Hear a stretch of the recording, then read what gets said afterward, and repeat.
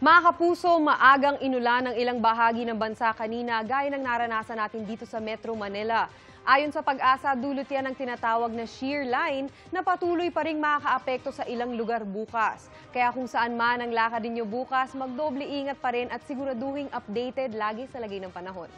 Tuloy-tuloy ang pag-iral ngayon sa Northern Luzon ng hanging nagmumula sa Hilagang Silangan o yung tinatawag natin na northeasterly surface wind flow. Mararamdaman din ang epekto ng shear line o yung boundary ng magkaibang air masses, yung northeasterly surface wind flow at yung easterlies. Dahil binubuo yan ng makakapal na ulap dulot ng convergence o pagsasalubong ng hangin, asahan ng maulang panahon sa mga apektadong lugar, partikular sa Central Luzon. Base ho sa datos ng Metro Weather, posible ang ulan bukas sa Luzon, lalo na po sa hapon. Kasama dyan ang ilang bahagi ng Northern Luzon, halos buong Central Luzon, Calabarzon, Mimaropa at Bicol Region. May malalakas na ulan sa ilang lugar kaya maging handa pa rin sa banta ng pagbaha o landslide. Sa Metro Manila, kagaya po kanina, ay posibleng may pag-ulan din bago magtanghali gaya ho ng inaasahan dito sa Caloocan, Quezon City at Marikina.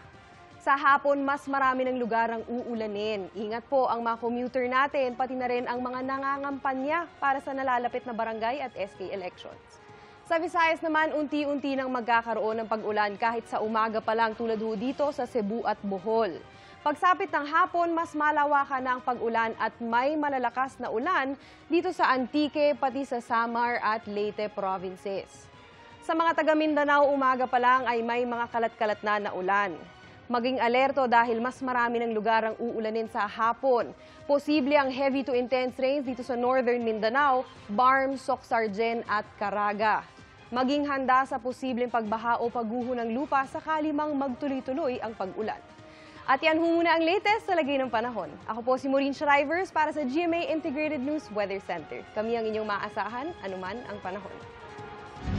Mga kapuso, maging updated sa ulat panahon 24 oras. Mag-subscribe sa GMA Integrated News sa YouTube. Para sa mga kapuso naman natin abroad, bisitahin ang GMA Pinoy TV at www.gmanews.tv.